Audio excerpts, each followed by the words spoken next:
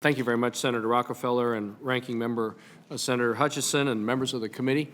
It's a pleasure to be here, and I want to thank you for the opportunity to engage in this very important topic and, as the Chairman indicated, a series of discussions, year-long discussions on the role of manufacturing and the need to bring back manufacturing to the United States.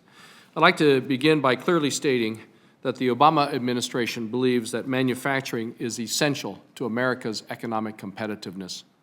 Manufacturing is a vital source of good middle-class jobs, and it's a key driver of innovation, with 70% of all private sector R&D done by manufacturing companies. The United States is still the world's largest and most productive manufacturer. On its own, U.S. manufacturing would rank today as either the 6th or the 7th largest economy in the world. And just yesterday, it was reported that U.S. manufacturing activity hit its highest level since 2004. But manufacturing productivity gains, which are so essential to growth, are partly responsible for millions of lost manufacturing jobs. Factories that once needed 1,000 people to build a product can now do it with 100. Meanwhile, competitors abroad are consistently producing quality goods at less cost. America cannot escape this global competition, but we can win by helping existing manufacturers be more competitive, by leading the development of new industries, and by manufacturing more of the high-value goods that the world's consumers demand.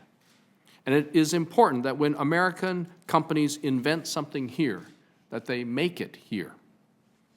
Because the fact is that companies learn by doing. The manufacturing process itself, the interaction between engineers on the assembly line and the engineers in the laboratory or in the design centers, help companies develop innovations and better products that would never be discovered on the front end of the design process alone. And that's why so many of President Obama's economic policies are focused on, number one, creating incentives for American companies to build more things here, to make more things here. And number two, opening up global markets so that they can sell those things in more places around the world. Early on, the Recovery Act made critical investments in basic infrastructure critical to manufacturers like roads, bridges, and rail lines, as well as in emerging industries like advanced batteries and clean energy technology. At the Commerce Department, we've been helping U.S. manufacturers become more efficient and productive through our Hollings Manufacturing Extension Partnership.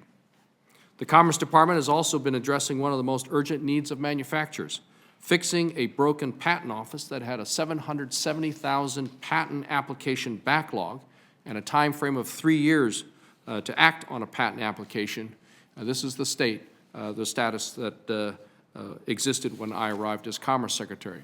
But under the leadership of our Patent and Trademark Office Director David Kapos and working with all of our employees and labor unions, complete work processes have been overhauled, and the application backlog has been cut by 10%, even as the volume of applications has increased by 7%.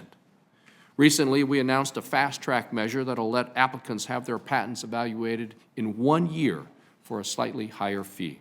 And if the Senate passes the pending patent reform bill, it will give our Patent Office the tools it needs to simplify the processes even further, as well as reduce unnecessary litigation and other costs for patent holders. Meanwhile, President Obama has favored tax policies that overwhelmingly benefit those who make and build things here in America. There's the 30% tax credit for manufacturers of renewable energy components. And in December, in the December tax cut package, there was the provision allowing 100% expensing for all equipment purchased in 2011. The largest temporary investment incentive for manufacturers in U.S. history. In his 2012 budget proposal, the President calls for expanding and making permanent the R&D tax credit.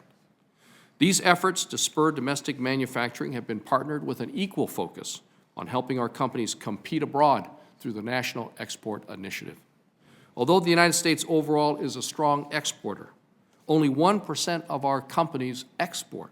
And of those that do, 58% export to only one country, typically Mexico or Canada. We can and we must do better.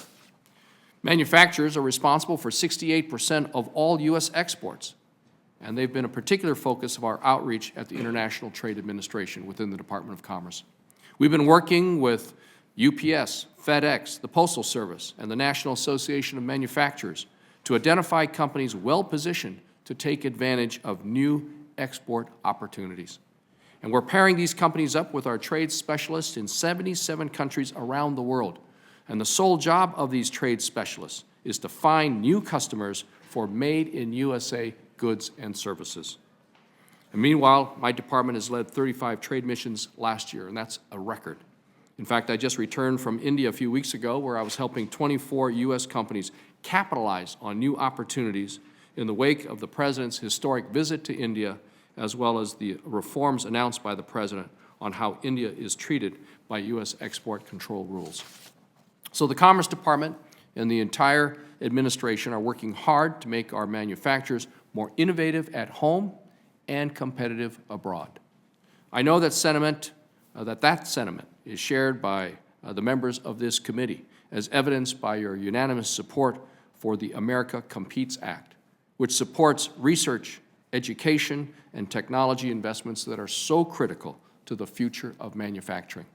And I hope we can build on that support in Congress to continue strengthening American manufacturing. And with that, I'll be happy to take any questions that you have.